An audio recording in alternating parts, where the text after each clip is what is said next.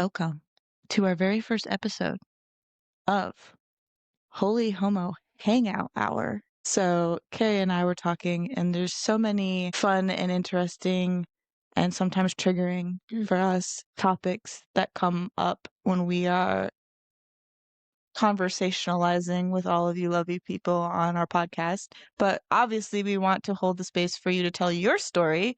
We don't really we don't talk that much, and that's okay. We want it to be for people to share their stories and to talk about what they're going through, and we love that. So then we usually get off of the interview, It's true. and then we have all of these thoughts and things that So we many wanna thoughts and things. say. We talk for like a solid hour or two, at least after episodes, just talking about all of the things. Good stuff. So then we thought, no, we're not going back and forth anymore. No. Okay. Well. So then we thought that it would be fun to do just some little hangout episodes where they might replace our usual episode. They might be bonus episodes. We don't know. We're just going to roll with it. And then also, that gives you all a chance to join in on the conversation. If you have thoughts about whatever we're talking about, please comment, message, send us an email, whatever floats your boat. And we would be super interested to hear what you all have to say too. Yeah, I always forget that like Spotify and does Apple too, I think. And have- YouTube. These are and probably end up YouTube. on Yeah. YouTube. Yeah, leave us comments. Talk about the episode, what we're talking about. Talk about things you want us to talk about. Oh, yeah. And yeah, you're always free to send us an email and also Instagram. What's our Instagram? It's just Holy Homo Healing Hour. I don't know. You're just cute when you look up and you think Kindle's outside. But yeah, leave us all the things. Yeah, come to Instagram and Also- message us. We want to be your friends. We'll probably respond. We both have ADHD. We'll do our best. Also, not necessarily for this episode, but when we get into more like nuanced, gendery things too, if if there's ever anything that we misinterpret, or you're like, "Ooh, I am part of this insert thing here, and that's not quite what I think," then also feel free to be like, "Hey, Yeah. I think this is a little different," and we'd be glad to hear Yeah. too. Seriously, we are always learning, always growing, and we do the best we can with the knowledge that we currently have. And we are always willing to expand that knowledge and try to be as inclusive and thoughtful as we possibly can. And we just want you all to be part of the conversation. Yeah, Tell us your favorite dinosaurs if you don't have anything to add to the conversation. My favorite dinosaur for the longest time was a Triceratops because, hello, they're awesome. But then you and I went to a dinosaur museum We did. and found out that The they're Diablo. it's Diablo something, and it's basically Ceratops? I think it's just Diablo Ceratops or Diablo Tops or something like that. And anyway, it's a Triceratops, but it has 4 horns. And I just thought it was cool because it was like literally Satan dinosaur. And so now that's my favorite dinosaur, even though I can never remember what it's actually called. And I think mine would be I think it's Archaeopteryx. It's the one that like Archeops, the Pokemon, is based off of. It's like a bird dino. Ooh, double nerd. Double nerd. Pokemon and dinos. Anyway, we actually are going to have like a theme to these episodes, and we do have one today. We're just feeling extra ADHD today. Our meds are wearing off this afternoon. We took our meds this morning. Yeah. It is now 6 p.m., and this is about the time when we turn to caffeine. Yeah. But Self-medication. yum. But the theme for this episode that we were talking about was queer relationships. And we wanted to talk about our experiences and what it's like to go through your first queer relationships, what maybe pitfalls that kind of queer people in particular may stumble upon. And this is purely based on our experiences, our journeys, and we're just going to talk our brain thoughts, and hopefully it resonates with some of you. And if there's any unique experiences that you guys have had, again, drop them in the comments. How do you want to start? I guess with the differentiation that like your first queer relationship is generally, I'm going to say for me, it was later in life, and that came with some additional complications because of age and because I didn't have those first love intense vibes and in like high school when you're kind of when that's expected, I guess. And so having it later in life was different. Yeah, that definitely changes the dynamic. It's talked about slash proven maybe that neurodivergent people and LGBTQIA plus people almost go through like a delayed adolescence. Yeah. And so you're like you're saying in your 20s, sometimes 30s, and you are literally experiencing that first love, that Yeah, first that puppy first like love, chemical spark. Yeah. and for the first time. And I don't even know if I really thought about that until you brought it up. Your first relationship, how old were you? Oh no, numbers. You were like I mid was definitely 20s, in so right? definitely mid-20s. Yeah. Um, and I think like that comes with its own form of shame too, because you're feeling the things that people expect you to be going through in high school. And so it is a little bit of, oh, you're doing the puppy love thing in your 20s. And so I feel like Yeah. there's almost like a little bit of like a side eye, like, what? You almost feel kind of juvenile, Yeah. and it's another layer of people already don't take queer relationships Yeah. seriously. Yeah. And then you add that layer of you're literally acting like a 13-year-old child in their Yeah. first relationship, which you Well, that's are, what it and feels rightfully like. so. And that's what it feels Yeah. like. And so it almost adds like another layer of not being taken Yeah. seriously, Yeah. honestly. So yeah, that makes sense.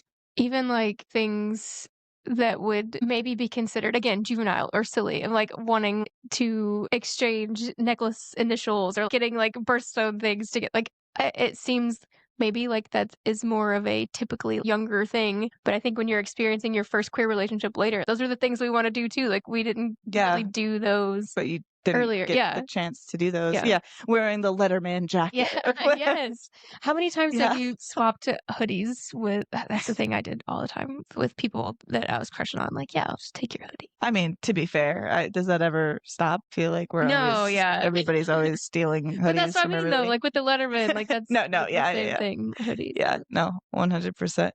Even having the first love juvenile relationship when you're older, I think can contribute to even why there's a stereotype of U-hauling, like especially for Mhm, lesbians, because it's like mhm. once you finally have that relationship, I mean, some people have gone decades Yeah, before they actually know what it's like to be with somebody they like and want to be with and have a life with and be in a relationship with. You just want to jump right in there yeah. and start, And you don't you want it to know, end, like, and you get yeah, that good yeah, feeling and you're like, I wanna ride this yeah, out." yep, Um, one of my first real queer relationships, like I moved in pretty quick and we were a little bit long distance, but that was the thing of this feels good right now and I'm an adult, so why not? Like, if you're having your first relationships in high school or younger, there are blockers in place that well, yeah, I mean, stop you're you. still a Like you're kid, so still a you've got kid. like the parental Yeah. supervision You're or seeing them at yeah, school. seeing them at school, yeah. And then add on top of that the complexity of also feeling like, well, yes, I am an adult. So when is the appropriate time to have sex and when is the appropriate time to Yeah, just kind of flirt and the timing of that with trying to figure out what you should be doing and what the timing is right for you and all of that can be complicated too. yeah, and then on top of that, add the layer I don't know about gay men, but as a female presenting lesbian, there's also the hesitancy of not wanting to make somebody uncomfortable. Mhm. Mhm. And there's so many layers to that. There's the Yeah. layers of as a woman or female presenting person, knowing what it's like to be made uncomfortable by people pursuing you, Yep. obviously. There's also the layer of realizing that you're gay, Mhm. and if you've been being told that that's wrong your whole life, there's also that layer of like, are you Yep. okay with this? Am I okay with this? Are we good? Um, Throw in your first time experiencing, like, these real raging yeah, hormones. And then yeah, also purity culture, if you grew up in the yes, church, yep, and that was the other ju thing. just mix all that up in a nice cocktail, and Yeah, it's a it's lot. a lot. Yeah, first queer relationships are Oh, no man. joke. And I and even that even goes past even first queer relationships. I feel Yeah. like I'm always constantly like am I making you uncomfortable? Yeah. Like, oh God, I don't want, like it's a whole Yeah, thing. it really is. My first queer relationships weren't my first relationships. Like, I dated Yeah. guys in the past, but the feeling is so different. It's not even a little bit the same. Yeah. When you've spent so many years dating Yeah. people that you aren't attracted to, thinking that this is what relationships are. Yep. Mhm. And then suddenly you're finally dating somebody that you are actually attracted to. Yeah. It's like, whoa, this is what that should have been this whole time. Yeah. Yeah. So then you just kind of triple down. Yeah. Yeah. Yeah. But And it's so crazy though, because you get both sides. You get people in the queer space who didn't date at all because they knew they were maybe queer growing up and didn't You mean like date. date Like, hetero yeah, like, they weren't out, but they compet? didn't wanna Yeah. date, like, fake date boys or whatever. So then they have that feeling of being inexperienced versus someone who maybe did date, just not their it turns out Well, not their preferred gender, even yeah. dating Yeah, not your preferred gender, then suddenly dating the gender that you do prefer is like, you're nervous. You yeah. don't know. It's a whole different thing. I forgot to breathe. I my first time, they had to remind me to breathe. It's a true story. I remember like my first kiss. But I don't really remember the first time that I actually had sex. I can't remember. I do remember just being very intuitive. Yeah. Like it's just like, oh yeah, this makes sense. Yeah, yeah. But yeah, But I yeah, actually legitimately forgot to breathe. They were like, "Breathe." to be fair, you forget to breathe pretty often. That's So, that's funny though. um, I also kind of got myself into a mess with a relationship with the whole inexperience thing. So I was trying to be like, I don't personally understand when you go from kissing someone to things are getting more heated to, okay, is this enough? Like, we just wanted to make out, or are we going further? And so that part was hard for me. Oh, go ahead. Also, for our listeners, Carrie is a peer-reviewed autistic human, so that'll make a lot more sense as she continues That's this. true. That's true. But keep going. So maybe you all know how this works. No, it is valid though. Like, Okay. I mean, I think especially when you're in your first queer relationship, and again, that goes back to the whole I don't want to make you uncomfortable. Yeah. I'm worried, but I also think that there's a little That's a little sprinkle benitism. of just a little bit. But keep going. Okay. Well, so maybe you relate, maybe you don't. But like people just sometimes make out just to make out, which conceptually I understand. Sometimes making out leads to more. Conceptually I understand. I don't necessarily know when or what cues mean like yes we want more or like oh we're good. And so I was trying to be like okay but I don't know how or when to stop kissing people if you're just making out. When are you just like okay I'm done. If you're doing more there's a general ending. But if you're just making out, it's like, okay, but when do you stop? And the way I said it, it came out in a way that sounded like kissing is juvenile. And that is not at all what I meant. But yeah, they kind of took it as like, oh, well, this is something you should have already experienced. You're inexperienced with kissing. And I'm like, no, I'm trying to tell you, I don't know. Like, I'm not trying to put it on you. I personally don't know how this works. But yeah, that was a fun little mess with like inexperience that I experienced. Now you know. For the most part, I think. No, just tell me when. Okay, I'm done. No, I think that's totally valid. For sure. Is Yeah. it, or are you just appeasing my tism Wink, now? wink, Look, I think we'll have a lot of neurospicy listeners. Maybe if you relate, let me know. If I am alone, that's fine. I'm okay with this, but also let me know. I'm trying to think. Oh man. Now I'm trying to think if I could describe when the moment is. When you know you're done? Like, if you're just like making out. I guess when you like do the Midwestern slap your knees, well, yeah. Can I just scooch on by you? All right. We're done here. Shake hands. The lip smack kiss and you're like, yeah. Okay. That was nice. No. Oh no. High five. Yes. Oh no. It's a valid question. Okay.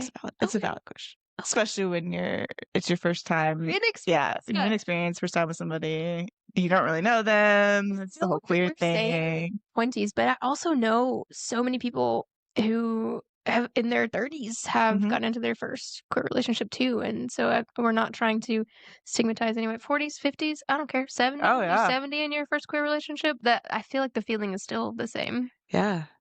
The other first queer things, for me, that's a big one that I don't think gets talked about a lot, or at least I don't hear it talked about a lot, is so many first queer relationships, especially people that were raised in religion, they end really, really badly. I'm trying not to generalize, but I do know that there's a lot of queer people who discover their sexuality through that first relationship.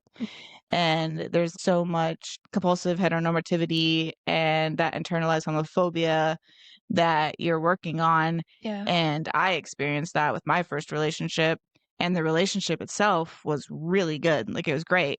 But because of the internalized homophobia, the compet, like, we were actively trying to date men Mhm. while secretly together with each other the entire time. It's awful. It's Yeah. really, really hard. And it sucks when you look back on that and like have to come to terms with the fact that the relationship was good. And like, if we were a hetero couple and had that support and didn't have to be ashamed and didn't have to hide and were able to just be ourselves, that we probably would have got married. Would we be together today? I have no idea. Yeah. But like, that whole story would have ended up very differently, had a very different ending. And I think so many queer people that go through that, when those relationships end, there isn't really, you don't get closure Mm-hmm. because the individuals themselves didn't necessarily want the relationship to end. It was all of Yeah. those outside forces and pressure and stigma that caused that relationship to end, or the relationship got so toxic because of that, that the relationship ended. And for anybody who's gone through that, I see you, I feel you. I'm sorry. It's really rough.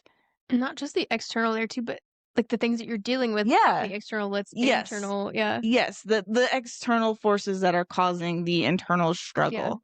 Almost like self-sabotage. Yeah. Yeah. Yeah, it's almost like self-sabotage, and then the toxicity that comes out of that, and the jealousy, because like I said, you're trying to date and present a normal hetero relationship with all Yeah. these different people, men in my case, and then the person that you're actually with feels like shit. And same thing with her. She was doing the same thing. She was trying to date men, and then I was feeling like shit, and then we're very jealous, and then that fostered that toxicity. And eventually, like, it just kind of ends. And for us, in our case, there was no closure. It just kind of like it fizzled out, and just we kind of went our separate ways in life. Mhm. That ending Mhm.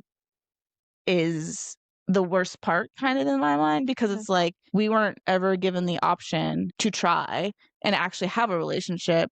We weren't even really given the option to have an actual breakup, Yeah. and we weren't given the option to maybe work things out and be friends. Yeah. It's like the closure was taken from us. And not to compare, I can't say that I know what it's like to lose a spouse, but I can imagine that it's kind of something like that when a Mhm. relationship ends and you don't have a choice in the matter and you don't have closure. Yeah. Like, it's kind of that same type of grief, if Yeah. that makes sense. Well, and also you don't really get to grieve because no one knows. Like, if you're in those secret relationships, Yep. unless you might get to tell, like, whoever your closest friends are who understand, but if sometimes you don't even have anyone who knows about your secret Yeah. relationship, Hmm.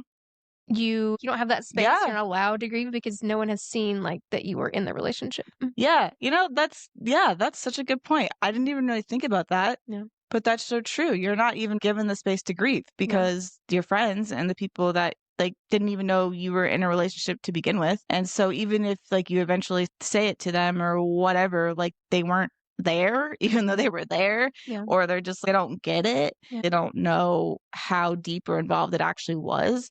And so yeah, you can't even grieve it Yeah. with anyone. That's a really that's a Yeah. good point. I know you're talking about in situations where you were more secretive. Mm. Even in more open first career relationships too, if you're still dealing with all that internal homophobia, I think that still creates that that toxicity dynamic where that can end the same way of not having the closure there and having you becoming each other's punching bag to like there's so many things that can happen in those first few relationships where you are dealing with your own emotions and sexuality and gender and you're trying to do that with another person and it can get really messy. Yeah, that's true too. Even if you're in an open relationship, just trying to figure all of that out with another person, especially if the other person is also trying to figure all of that out, it's a lot. So I think that's just something that isn't discussed very much. And it's a very unique grief that I don't think a lot of people understand or go through. And if you have gone through it, I see you. You are valid. And I will say, so that relationship that I'm referring to happened, I mean, how old am I? 34. In college. It fizzled out, ended like 21-ish, 22-ish.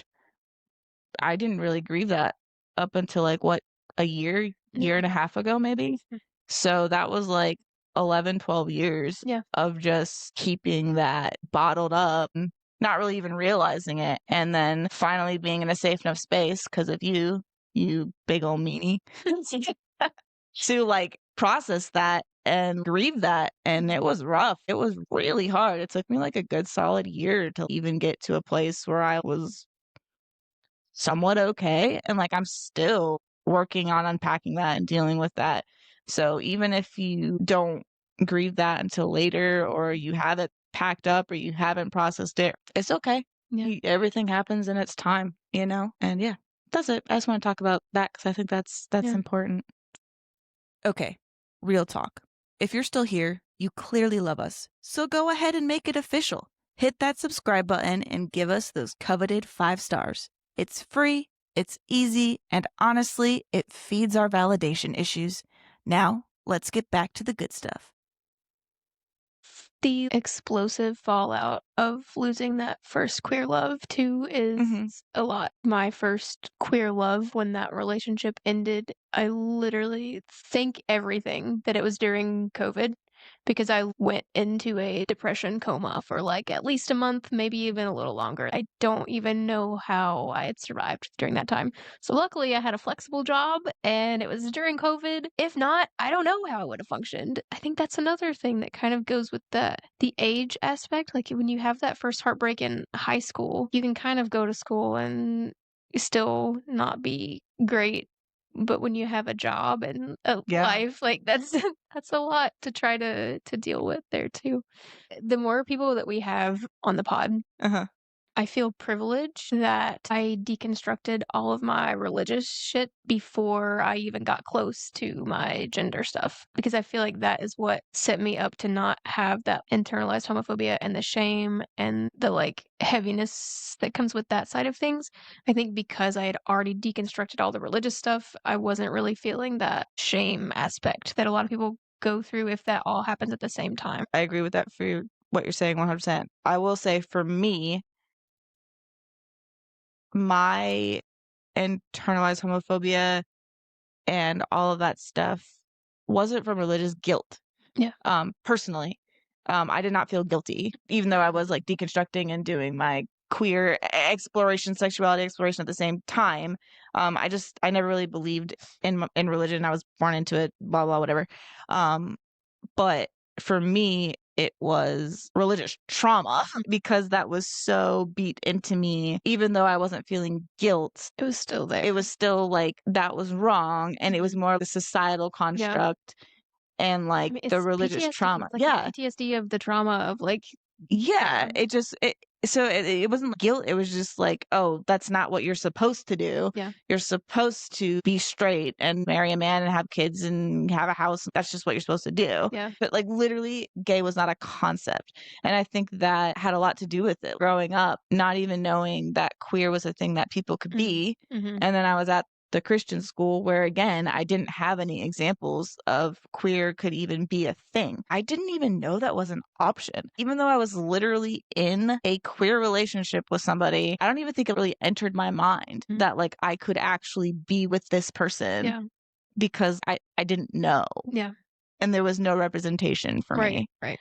So we're both mid-30s. I still feel like we were on that cusp of like my parent, being afraid of, like, what that meant for me when I came out, because my mom did wanna be supportive, but I think our age was still kind of on the fence of, like, "Okay, well, can you have a fulfilling Mhm. and full life as a gay woman?" And my mom had not seen that. So I think Right. that also played in kind of for me there too, but I think you're kind 2 different things of, like, the not knowing that it was their aspect, and then also, even if you don't believe it, do you think you still had that, like, brainwashing sense Oh, of yeah, just I like think I think it was both things, but, like, I didn't think about the fact that actually I was so sheltered, having yeah, 0 representation of what a what queer that looked like. relationship even looked like, Yeah. plus that internalized brainwashing and societal brainwashing and the religious trauma. Looking back now, I actually do think that not having representation was kind of the biggest thing because it just was so not on my sphere that women fall in love with women and men fall in love with men, and that's a thing. So, because I literally didn't know that that was something that people did, Yeah. it was like being straight was the only option. Yeah. Yeah, I didn't really think about that until we just talked about it. See, look at that. And we are not, uh we're not a big PDA couples, No. but, I do feel a little bit of pride if we're, like, holding hands, and I'm thinking about we could be representation right now, Yeah, and yeah, oh, yes, yeah, yeah, like, yeah. I know we have more media representation now than we did then, but even just seeing queer people out in the wild, Mhm. like, that's something that I would have never experienced as a kid. Lesbians. Oh my gosh. And we still do it. We're married, and we're still like, "Lesbians, big lesbians. Look, there's a gay couple." So yeah, like, even just existing, having representation of queer people existing happily Yeah. is something that we didn't have, and I think something that is important too. Yep. And then after that first relationship, then we rolled into, for me, another pitfall that I think, or not like pitfall, but just something that I think is maybe more particular to queer relationships is dating your best friend and not in a cute way. I don't wanna make anyone mad at me, but is this a lesbian thing, or do gay guys do this too? Well, I think so. Yeah, let Like, us know yeah, if you're a gay guy. Let us know if you also date your friends. but not in a cute way. What I mean by that is my next relationship after the college relationship of toxicity, I was bartending and met that person. They were the reason that made me realize, oh, wow, I am queer. Because up until that point, I had convinced myself that the person in college was just like an exception because like I didn't have eyes for anyone else. I didn't really have feelings for other women or men because I was with her. I just thought that she was some siren witch who had like hexed me. I don't know. Anyway, but then after that did what it did, and I met.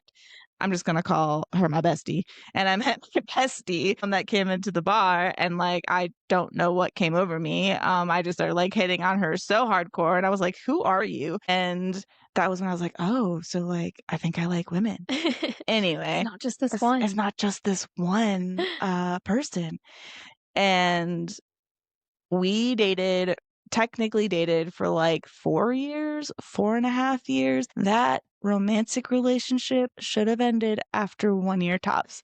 And I think that this is something very specific to queer people in that when you don't have examples of queer romantic relationships and you're trying to figure yourself out and you're trying to start dating in the queer scene and you meet somebody that's really great and you guys really vibe and you really love each other. We're still best friends in true lesbian fashions. I love her to death. She's my ride or die, my homie. But that love can be confusing and Yeah, it can be confused because you don't know what romantic love in a queer sense is or feels like, or yeah. feels like. Mm. So with my bestie, we were roommates. I mean, we were best friends, and that's what we should have been. But because we had that love, that best friend love for each other, and we're like, well, we're both gay, we both like women. Why Why? won't this work? Why won't this work? We stayed in that relationship for a really long time, and I'm happy we did because we were able to if it ended after a year, we probably wouldn't be friends. But because we had gone through so much together, that was like what, 6, 7, 8 years ago. I don't even know. We were able to still be friends today. But that's what kept us, and we were both miserable. We were miserable in a romantic relationship, but as best friends, were freaking awesome. Yeah. And I think it's hard, especially when it's one of your first relationships and you're really trying to figure things out. You kind of can fall into this trap of being with somebody and being like, well, they're great. Like, they're great on paper. I love them so We much. vibe. We so vibe. We get along so well, but not realizing that y'all are literally the same person and like you are not romantically attracted to each other You're at bros. all. Yeah. And yeah, it's really hard to figure that out. And that was something that I realized. And I also don't think that gets talked about enough, but it's definitely a thing. Yeah. Kind of a tangent, but also kind of connected. People who realize they're queer from crushing on their best friends, that feels kind of the Mm, same. yeah. Because like, you're not going to get that relationship vibe, but you still are like, ooh, this person's neat. Yeah. So I Yep. wonder if that's like a similar Yeah. experience in a weird way. Yeah. There's a difference between, hang on, I know what I'm trying to say, but I don't know how to say it. There's a difference between marrying your best friend like we have Yeah. versus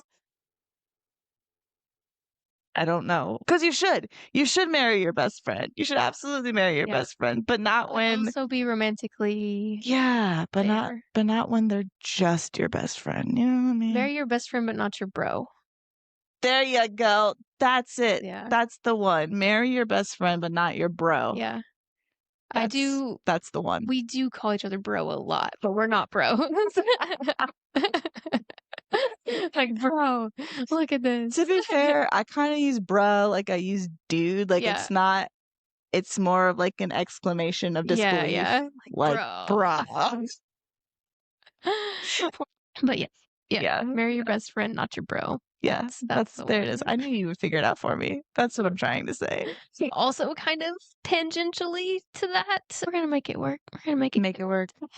Let's land the plane. I also think when you're getting in those first few queer relationships, I personally was so anxious and worried that, like, oh, this is going to be the only one. This one's going to be the only one. Like, this is the only person I'm going to vibe with. This is the only person I'm going to be attracted to. And I think because it feels like there are fewer queer people around. I mean, especially I was in Appalachia, so I feel like it wasn't that outlandish for me to be afraid of not finding a person that I was vibing with in that area. But I feel like we get this scarcity mindset when we're initially starting to date, and maybe even later too. I mean, it's not first relationships, but even like throughout queer dating, that you found someone, you've invested time in the relationship, and even if it's not going great, you're just so afraid that there's not going to be a next one. Yeah. Um, No, I think that's totally valid. I think that absolutely ties into it. That probably had something to do with why me and Stayed. the besties stayed together for Yeah. so long because especially when you grow up without that representation, you don't know that queer is a thing and like you already think that queer people are so rare to Yeah.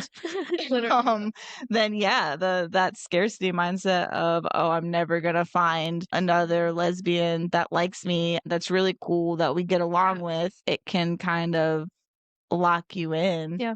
Even into some bad relationships. I absolutely had that mindset with the big relationship after my bestie that was very toxic. We'll talk about toxic relationships in another hangout hour for sure. And that was one of the things that I told myself, even though at this point this has been like my third big relationship, but like I was getting older and I just was like, oh, I'm not gonna find another attractive lesbian that likes me and that we get along with, so I'm just kind of stuck. Like, this is it. I felt it for sure in my first queer love. I'm never going to find this again. I'm never going to feel this way again. Especially having dated guys before and then finally getting to someone where I'm like, oh my God, this is what everyone's been talking about. And now this is the one time and I'm never going to find it again. I did still feel it a bit after, but I think that first one was just really strong for me of like, oh, this is the only time I'm ever going to feel real love. Yeah. Joke is on. Why did you ever, you felt it again? Yeah. Yeah. Um, One day I'll feel. no, I there's one day I feel it. Shut up. I think that does really tie into adding to that first heartbreak. I Mhm. feel like straight relationships, from what I've seen in the movies, it seems like they're very dramatic and That's true. like, Maybe everyone oh, experiences that. this Like, I'll is never it. find this I'll again. never Yeah. find this again. But then when you take that plus add the complexities of being queer Weird. to it, It just amplifies it just it. amplifies it. Yeah. And like it does, yeah, that would make that breakup that much harder because you have that natural first love feeling of I'm never going to have this again. Plus, Yeah. I'm never going to find another gay person ever Yeah. again who's going to And love me. I don't wanna stereotype, but again, is this a lesbian thing? 'Cause I feel like I did not have as much of, like, a lesbian hookup culture, and most of my gay friends do. And I'm not saying that that's less traumatic or more traumatic, just that it feels maybe different. Do you know? I have no idea. Yeah, this is a very strictly lesbian, Yeah, I feel like our sapphic loving, sapphic maybe perspective. I'm thinking of, again, I'm not trying to stereotype anyone. I'm just thinking of the gay friends that I have and what they have said. And it seems like a lot of their first relationships were really hookup culture, As opposed and to like as opposed really to like really deep, intense, like like lesbian intense. first loves. Hmm. So again, maybe not. I don't know. Not a gay man. So if you are, let us know. Thank goodness. But yeah, I would imagine that that comes with its own super fun, trauma things to work through, dealing with all of those feelings and hookup culture and real loves. And yeah, I think that would make it super complicated too. Yeah. We love to just pile on the trauma. That's what we do, right? Hey, but like just talking about it, I mean, Yeah, even yeah, like me literally having the realization of, yeah, it probably was because I didn't even know yeah. that I could have a queer relationship. So it's Or good grieve to, it. Yeah, or have the yeah, right or to grieve grieve it. it. So see, two revelations just from talking it out. And like if you grew up in one of those really religious-y atmospheres, I really hope that this never happened to you, but if you had a breakup and someone was like, "Oh, that's the Lord telling you this wasn't supposed to be. Oh, I'm so sorry if that ever happened to you." And I would like to kick them in the shin very politely and then walk away. But yeah, that's a whole other not letting you feel grief thing, Yeah. and Mm-hmm. not taking your relationship seriously and just more complex layers of everything. Did you ever have a guy break up with you because God told them to? Did you experience that? I did. I think I was the guy that God would be God told me to. My Really? God was just telling me I was gay, but that's why I'm leaving you. I never used that line. I was a ghoster to all of the guys that I quote unquote dated for like 3 months. That does not surprise me. Yeah, I just was like and fade into the background. Scorpio. But my first like boyfriend relationship when I went to college freshman year, that I actually was super into, he broke up with me Because God told him. because God told him to. And then he tried to get back with me a few months later and I was like, bye. I don't give second Yeah. chances. God said no. God said no. No. God didn't change his mind. I Go away.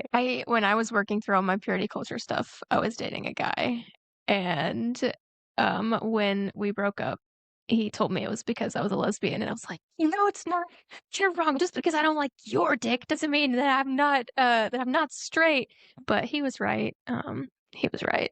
That was our mutual friend, right? That is, yeah, The one that I like. yeah, I mean that sincerely. yeah. We're friends now.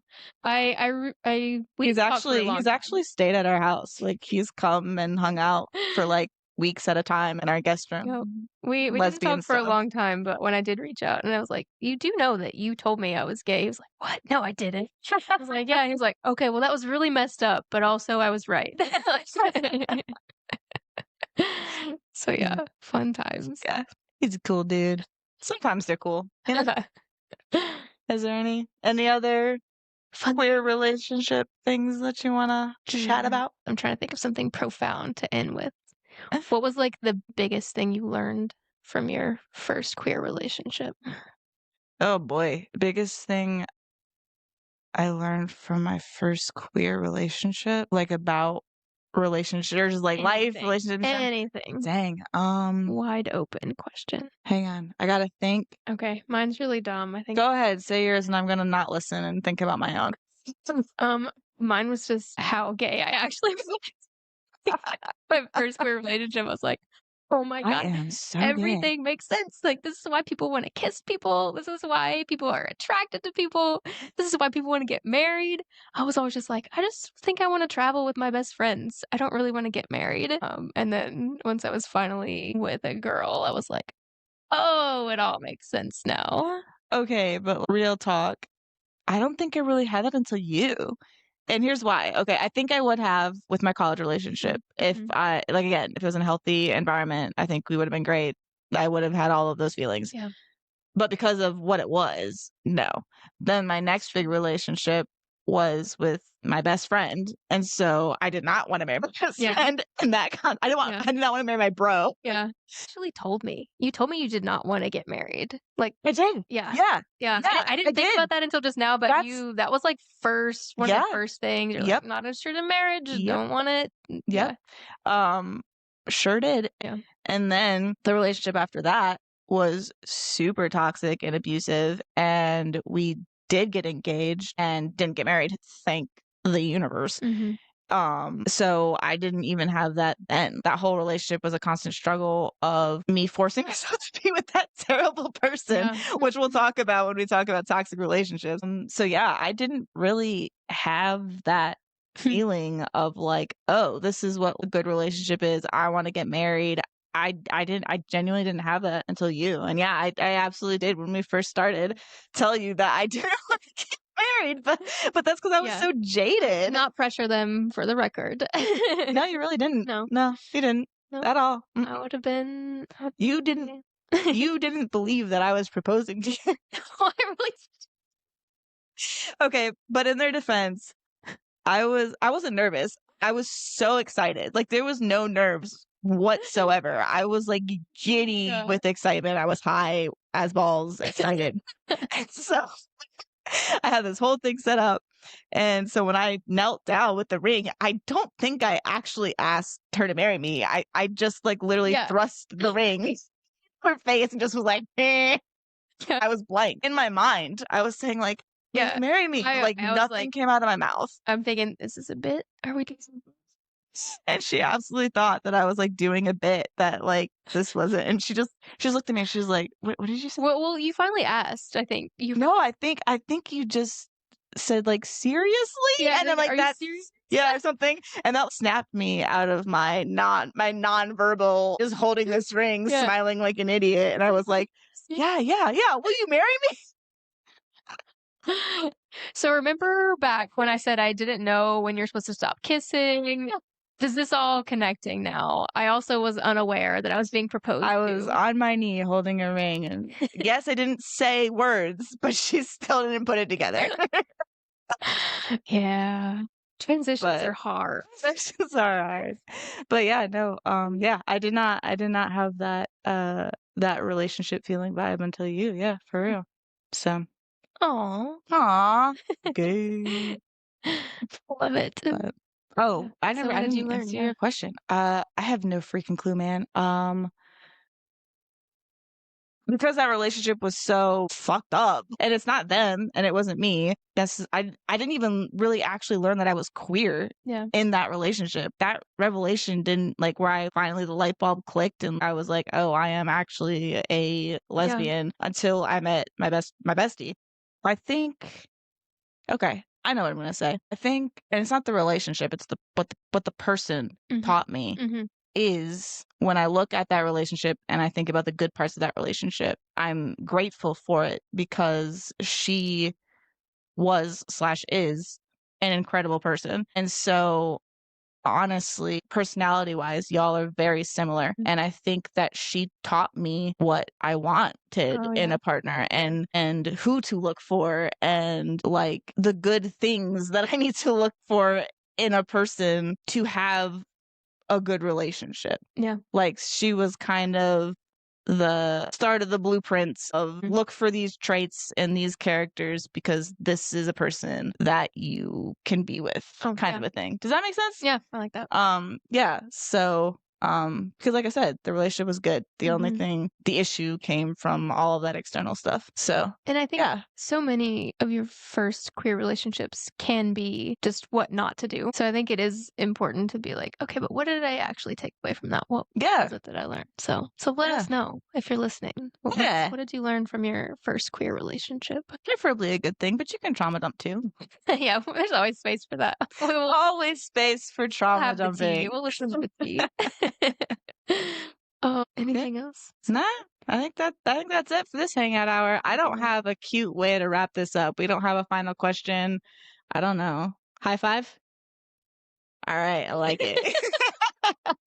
Not bros, what? We don't do that after sex. What? And with that, cut. Thank you for listening to Holy Homo Healing Hour.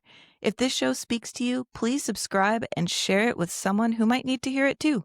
Until next time, be kind to yourself. And remember, honey, we all deserve to be loved.